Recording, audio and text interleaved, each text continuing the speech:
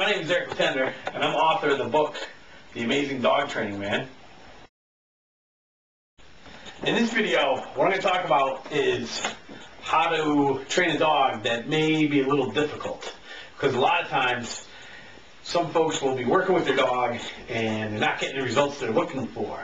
You know, the dog's not responding to their commands, not doing the recall or walking on leash. Maybe they're still having a house training problem. So, as I said, in this video, I'm going to talk about 9 tips that you can use to help train your dog. So, the first one is that you need to make a commitment to train your dog.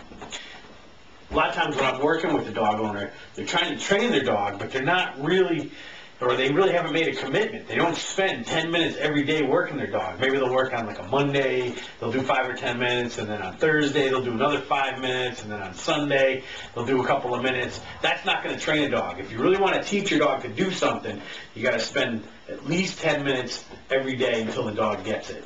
So make a commitment. The second tip is to follow basic management principles. Our dogs do a lot of behaviors that we don't like when we're not around. Chewing, destructive behavior, those types of things happen when we're gone. So a good thing to do is to use a crate. Crates are excellent management tools, and they'll help you train your dog a lot faster than if you didn't use one.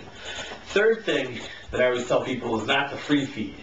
If you allow your dog to eat whenever they feel like it, then you can't use food as a motivator. If your dog's completely satiated with food, then it's very hard to take a treat and say, sit, and use that as a reward. So I always put my dogs on a feeding schedule, and I feed twice a day. The fourth tip is to make sure you're using high-powered rewards. You want to make sure that whatever it is that you're using to reward the behavior is very strong, very motivating to the dog. I worked with a dog once that didn't like hot dogs. So as hard as that is to believe, you can't use a hot dog to train a dog that doesn't like hot dogs. So find out what your dog likes. Some dogs love cheese, some dogs love hot dogs. Whatever it is, use that to train your dog. The fifth tip is to make sure you have your dog's attention before you give your dog a command. I always spend a lot of time working on attention, getting the dog to look at me, and then when I have the dog's attention, then I give the dog a command. If you're looking at the dog's rear end and you're saying, sit, sit, sit, chances are you're not going to get a very good response. The sixth tip is to establish leadership.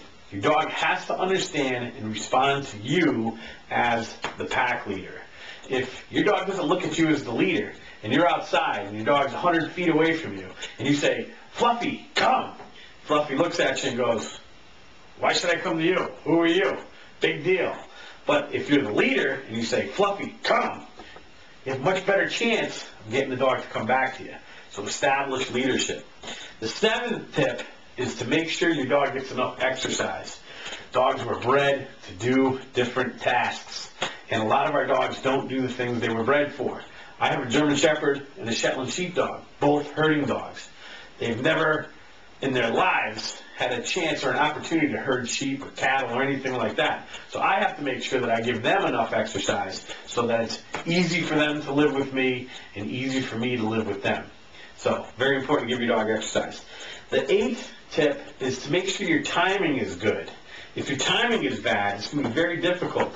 A lot of people think that they can punish their dog long after the behavior occurred. So, let's say they come home, they find that the dog has peed on the carpet. They'll bring the dog over and yell at him. That just confuses the dog. Think of it this way. If you asked your dog to sit, and then you came back 15 minutes later and gave him a treat, would they think they were getting a treat for doing the command 15 minutes ago? No. Same thing with punishment. You have to catch the dog in the act, and you have to make sure your timing is really good when you're trying to reward the behavior also. The ninth tip is that you have to understand consequences. There has to be a consequence. If you're trying to teach the dog to do something for you, sit down, stand, stay, walk on leash, come when called, the consequence should be something positive. If you're trying to stop your dog from doing something, jumping, chewing, house training, digging, biting, barking, then you have to apply a negative consequence. So there always has to be a consequence for the behavior. And so let me just wrap this up by saying that it's very important that you understand and apply these principles, and it's also even more important that you believe you can train your dog. I can't tell you how many people I've worked with and said, oh, my dog will never do that. I can't teach my dog to do that. And I always say, you have to remember what W. Clement Stone said. He says, if you think you can, or if you think you can't, you're absolutely right. So you want to make sure and understand and believe that you can train your dog. And if you do think you can teach him to do obedience or to stop whatever it is, you'll have no problems. Thanks for watching this video. I hope it helps you out, and have a great day.